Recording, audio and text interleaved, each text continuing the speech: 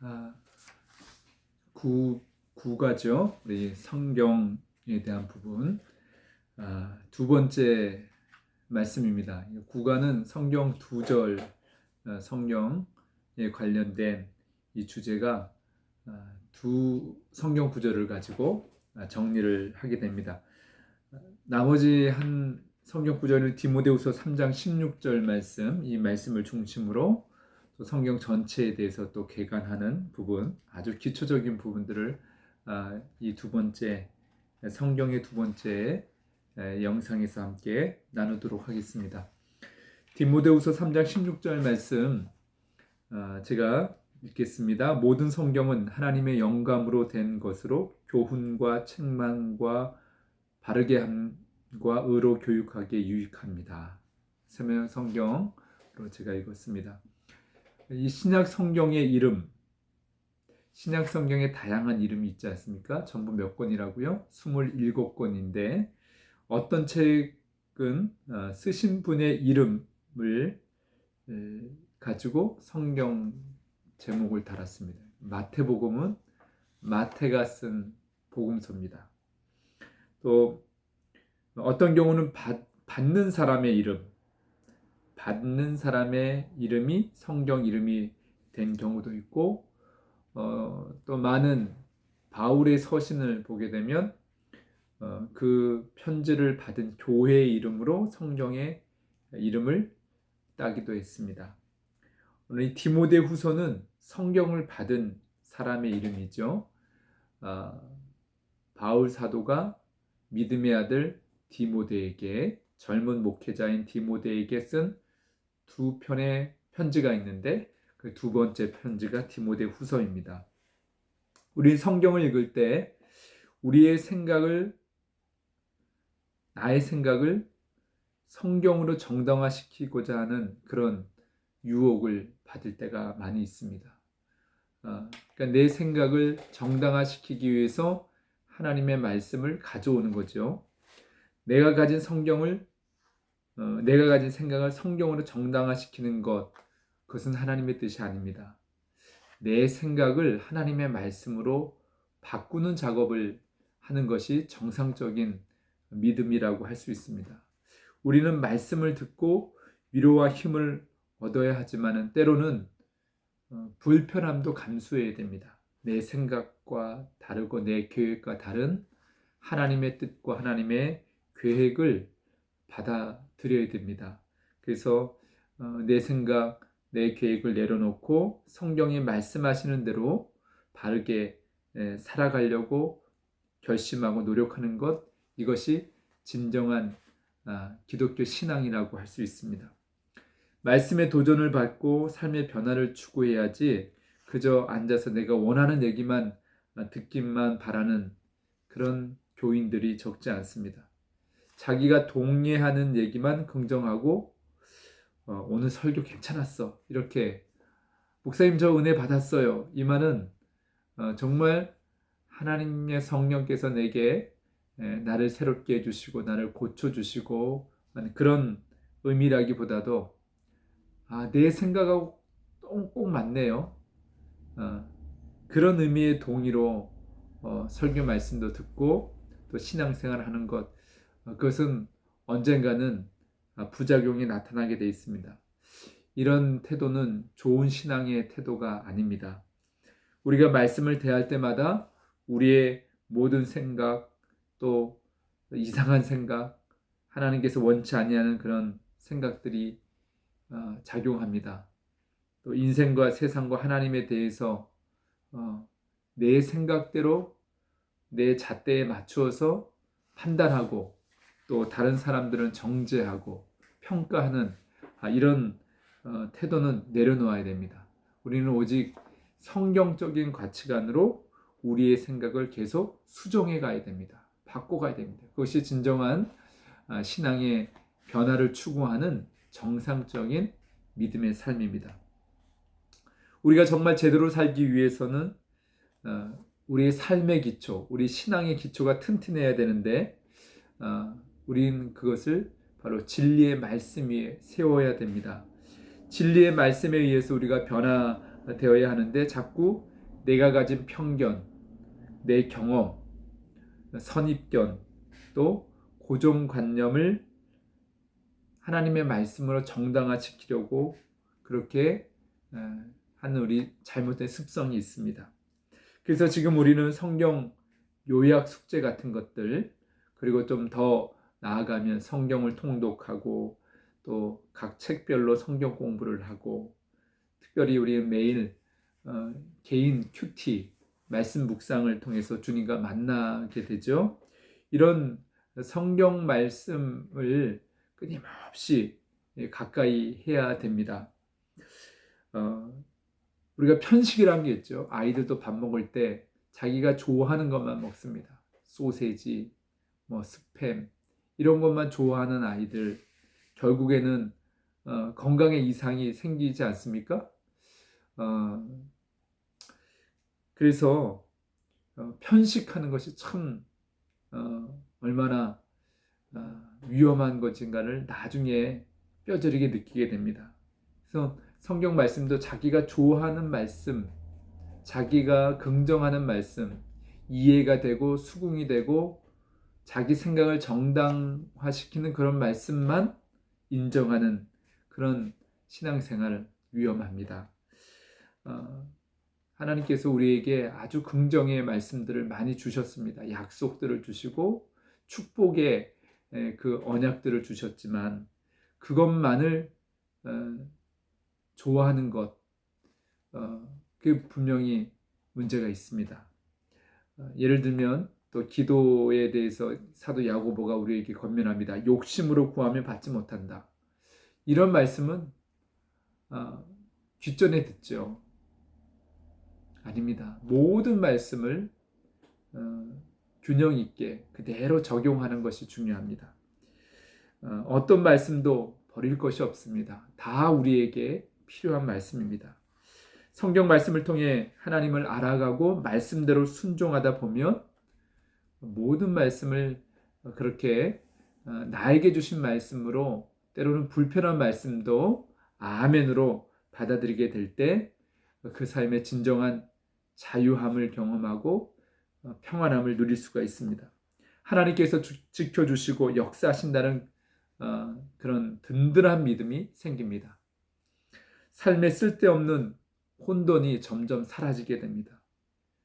갈팡질팡하면서 분별하지 못하고 안절부절하는 그런 삶이 아니라 하나님께서 내 삶을 그 진리의 말씀 위에 세워주시기 때문에 어떤 인생에 혹이나 풍랑이 온다 할지라도 몰아친다 할지라도 흔들리지 않고 주님의 인도를 따라서 주님과 함께 동행할 수 있는 줄 믿습니다.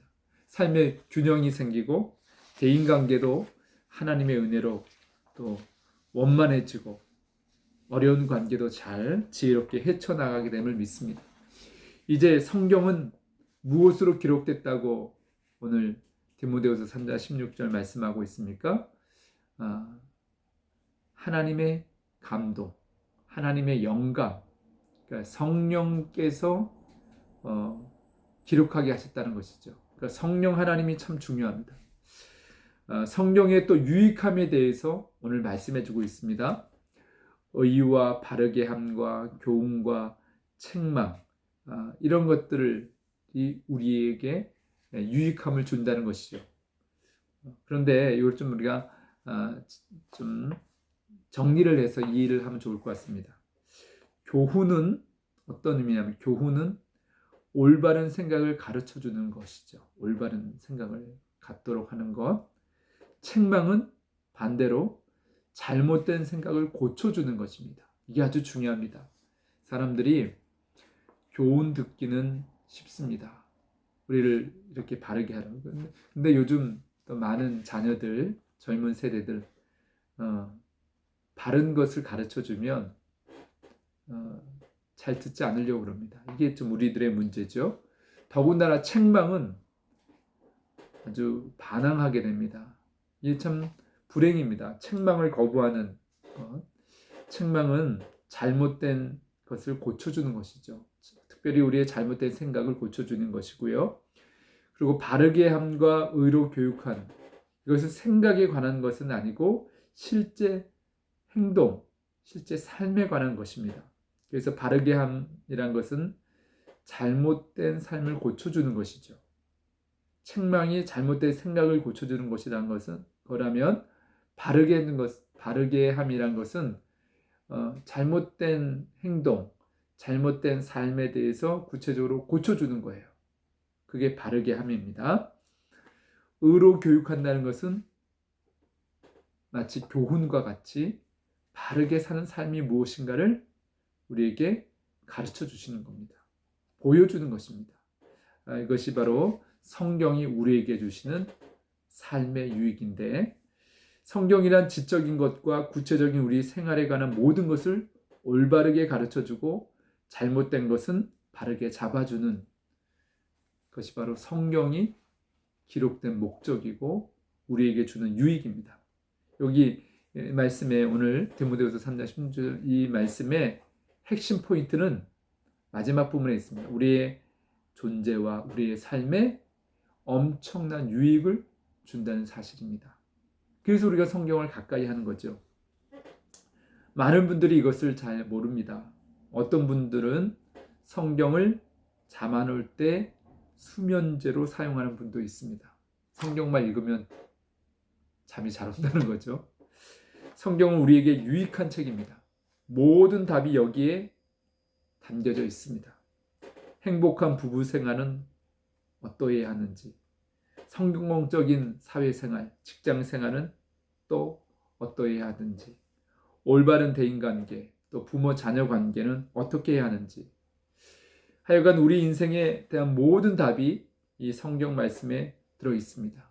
성경은 내가 하나님의 뜻을 발견하고 내가 하나님의 뜻대로 살겠다고 마음먹은 사람에게는 정말 유익하고 복된 책입니다. 그리고 참 재미있는 책입니다. 인생을 살면서 성경이 재미있을 때가 있습니다. 그때 언제인지 아세요?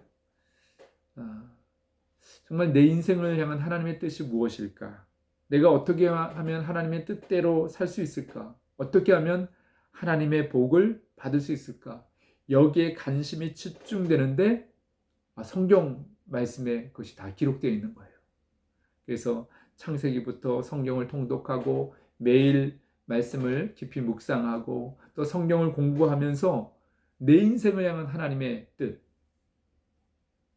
또 하나님께서 주신 축복들이 기록되어 있는 거예요. 그리고 내 인생에 해결할 수 없는 수많은 마음의 고통과 슬픔의 문제들, 이런 것들이 성경에 나와 똑같이 고민하고 탄식하며 슬픔에 잠겨있는 사람들의 이야기가 나옵니다. 그런데 그것을 어떻게 헤쳐나가느냐, 어떻게 극복하느냐, 어떻게 하나님께서 도와주시고 그 인생을 복된 인생이 되게 하느냐, 이런 이야기들을 내가 관심 있고 궁금해하는 이야기들이 성경에 기록되어 있을 때 참 재밌습니다. 그 성경에 있는 것이 즐겁습니다. 큰 위로가 되고 힘이 되는 것이죠. 여기에 관심이 집중되면 성경이 그렇게 재미있을 수가 없습니다. 그런 욕구가 없을 때는 아무리 읽어도 부담스럽고 정말 재미가 없습니다. 의무적으로 그냥 내가 성경 읽어야 된다, 그게 아니라 내 인생의 문제 답을 찾기 위해서 성경을 읽는데 거기서 발견되는 거예요. 답이. 성경을 관심을 갖는 것만큼, 성경에 대한 관심을 갖는 것만큼 우리 인생의 유익을 얻을 수 있는 책입니다. 무엇보다 성경은 구원과 영원한 생명을 얻게 하려는 목적으로 기록되어 있습니다.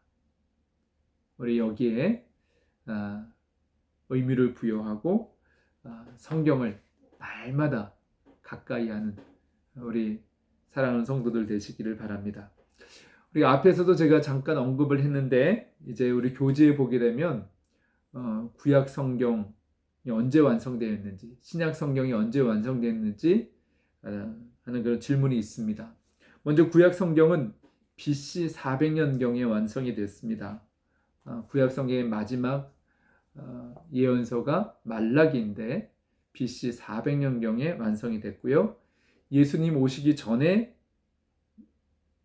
이야기들이죠. 그런 기록들입니다. 제가 말씀했지만 구약 성경은 한마디로 요약하면 예수님이 오실 것이다 라고 하는 메시지로 가득 채워져 있습니다. 약 1000년의 기간 동안 40명에 의해서 기록이 되었습니다. 신약 성경의 완성은 AD 90년경에 완성이 되었는데요. 예수님 오신 이후, 예수님이 이 땅에 오셨고 그 이후에 이야기들로 기록되어 있는데 데살로니가 전서가 가장 먼저 기록되었다고 합니다. AD 60년 이전에 AD 한 57, 8년 정도에 처음으로 기록이 되었고 그 나머지 신약 성경은 AD 60년 전후로 대부분 기록이 되었습니다. 요한계시록 말씀이 사도 요한에 의해서 가장 최후에 기록된 성경입니다. 성경에는 아주 분명한 답이 주어지지 않은 것들이 또 많이 있습니다. 죄는 어떻게 해서 시작되었는가? 또 예를 들면 예수님 이름을 한 번도 들어보지 못한 사람들은 어떻게 되는 건가? 구원받을 수 있는 것인가? 영원히 구원받지 못하는 것인가? 이런 질문들 정말 쉽지 않은 질문들입니다. 명확한 대답을 찾기가 어렵습니다. 그래서 신학자들이 다방면으로 연구하고 지금도 계속해서 많은 논문들이 나오고 있습니다. 그러나 우리가 인생을 살면서 꼭 필요한 삶의 지침들, 정보, 이것은 다 성경에 들어 있습니다. 인생의 원리들, 무엇보다 우리가 받을 수 있는 이 메시지, 약속들이 바로 성경에 다 기록되어 있습니다. 우리는 성경 말씀을 평생 또 읽고 묵상하고 가르치고 또 배우면서 그 말씀을 그대로 믿으면 성경은 우리에게 진리의 길을, 생명의 길을 우리에게 가르쳐 줍니다. 성경은 한마디로 유익한 책입니다. 그렇기 때문에 날마다 가까이 하면 늘 그 말씀을 주야로 묵상하고 읽고 하면은 큰 유익을 얻게 되어 있습니다.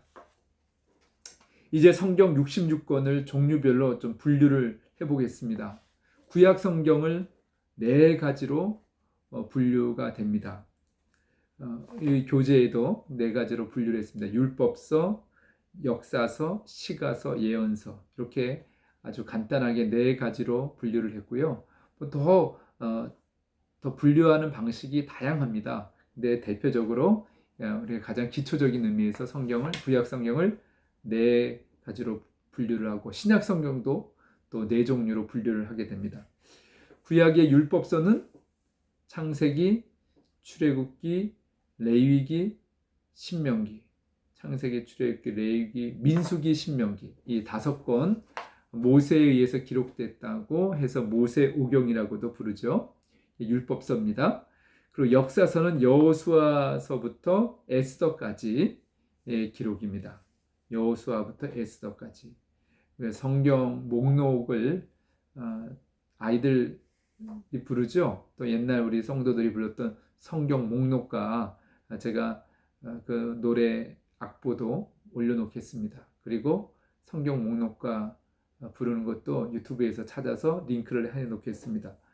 창세기부터 요한계시록까지 이렇게 성경 목록을 쭉 암송하고 있으면 유익이 있습니다. 여호수아서부터 에스더까지가 역사서, 그리고 시가서는 노래죠. 그래서 욥기부터 아가서입니다. 욥기부터 아가서. 예언서는 나머지 이사야부터 구약성경 끝 말라기까지 보통 선지서라고 그러는데 분량에 따라서 대선지서, 소선지서 이렇게 나누기도 하는데 우리 교재에 있는 것처럼 예언서는 이사야부터 말라기까지입니다. 신약 성경도 4부류로 나누게 됩니다. 복음서, 4권의 복음서, 역사서, 서신서, 편지글이죠. 그리고 마지막 예언서, 요한계시록.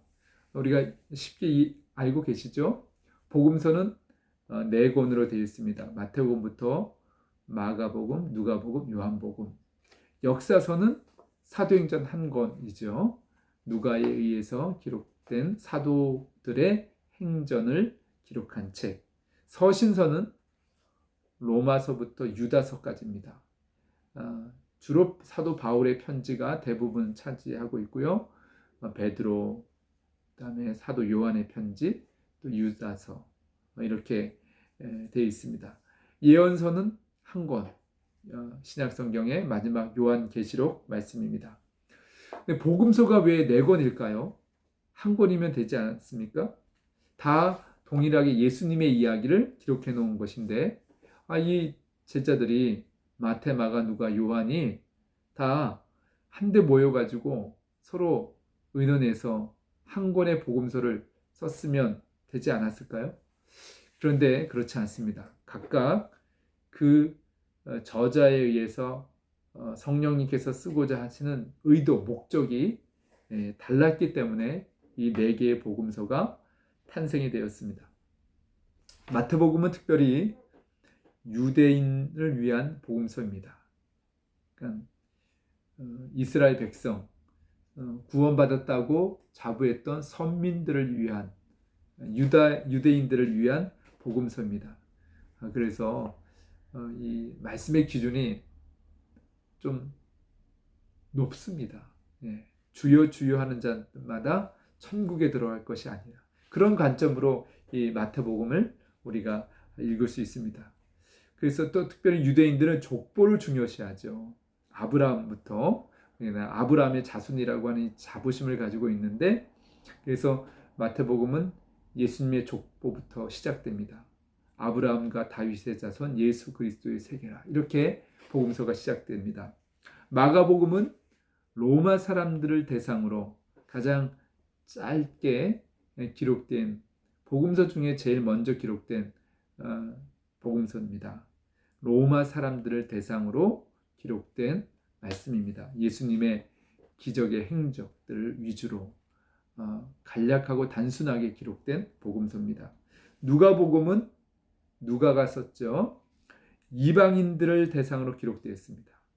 원래 헬라인들, 이방인들 똑똑한 사람들입니다. 그래서 하나님께서 누가를, 이 똑똑한 의사 누가를 통해서 상세하게 데오빌로 각하에게 쓰는 편지라고 하면서 누가복음을 기록하게 했습니다.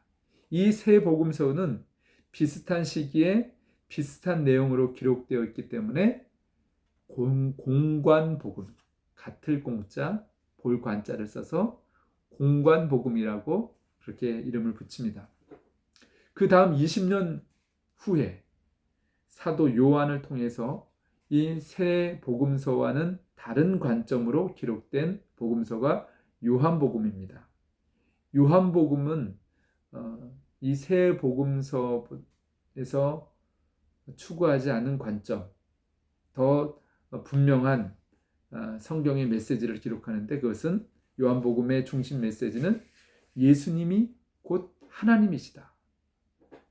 구원자이신 예수님이 곧 하나님이시다. 그래서 태초에 말씀으로 계신 예수님, 그러니까 모든 만물이 그 말씀이신 예수님으로부터 창조되었다는 것부터 이 서론이 시작되고, 그 다음부터 예수님이 왜 어떻게 해서 구원자이신지, 그리스도가 되시는지, 그분이 왜 하나님의 아들인지에 대해서 끊임없이 잘 정리를 하면서 요한복음은 기록되어 있죠. 그것을 증명하고 알리기 위해서 기록하고 있습니다. 역사서는 사도행전인데 이스라엘에서 시작됐던, 예루살렘에서 시작됐던 이 기독교가, 이 기독교의 복음이 어떻게 전해지는지, 세상을 향해서 전해지는지 그것을 기록해 주고 있습니다. 이 분류, 구약 성경, 신약 성경 분류하는 거 있죠. 이 부분은 기말고사에 꼭 출제가 되는 부분이니까 잘 이해하고 넘어가시면 될 것 같습니다. 교재 성경이 기록된 목적 있죠. 3가지 성경 구절, 성경을 찾으셔서 기록을 하면 될 것 같습니다. 자, 이 성경에 대한 부분 합치면 한 1시간 정도 분량인데요. 1시간도 채 되지 않네요. 그러나 이게 이제 이 분량이 40분을 단위로 녹화가 되기 때문에 두 번으로 나누게 됐습니다. 한 25분 정도 분량 이 두 번째 영상 잘 들으시고 교재에 답을 달아서 제출해 주시기 바랍니다. 제가 기도하고 이 8강, 9강이죠. 9강 부분을 마치도록 하겠습니다. 사랑의 하나님, 우리에게 성령의 감동으로 기록된 이 성경 말씀 평생 가까이 하며 우리의 삶에 큰 유익을 얻을 수 있도록 복된 인생을 살게 하여 주시옵소서. 시편 1편의 노래처럼 복 있는 사람은 하나님의 말씀을 주야로 묵상하고요. 그 가운데 기록한 대로 지켜 행하는 사람이 복 있는 인생인 줄 믿습니다. 우리의 남은 인생 하나님의 말씀을 더 가까이 더 깊이 알아가며 하나님과 동행할 수 있도록 축복해 주시옵소서. 예수 그리스도의 이름으로 기도드리옵나이다. 아멘. 감사합니다.